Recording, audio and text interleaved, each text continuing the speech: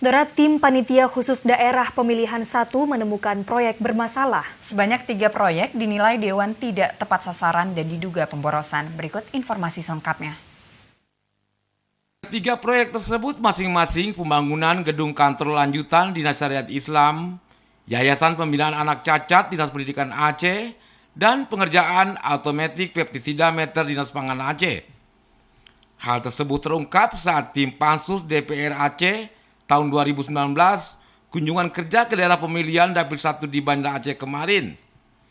Tampak ikut meninjau Ketua Tim HT Ibrahim, Wakil Ketua Sulaiman Ali, Sekretaris Abdurrahman Ahmad, Tengku Akhyar, Musanib, Haji Gulfan Zainal Abidin, dan anggota tim lainnya. Ketua Tim Pansus DPRA Dapil 1 HT Ibrahim mengatakan ketiga proyek dinas tersebut dikerjakan tidak tepat sasaran dan terkesan mubazir. Paket pekerjaan penataan landscape gedung induk Dinas Syariat Islam Aceh senilai 700 juta rupiah lebih terlalu mahal dan diduga pemborosan. Selain itu, rendahnya mutu proyek pengerjaan lantai SMALB BYP Aceh. Ini juga setali 3 uang dengan keberadaan Dinas Pangan Aceh yang terkesan mubazir dan hanya bersifat koordinasi dengan dinas teknis.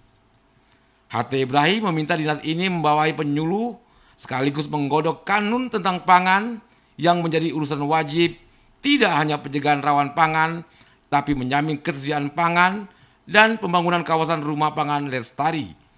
Tim Liputan TVRI melaporkan.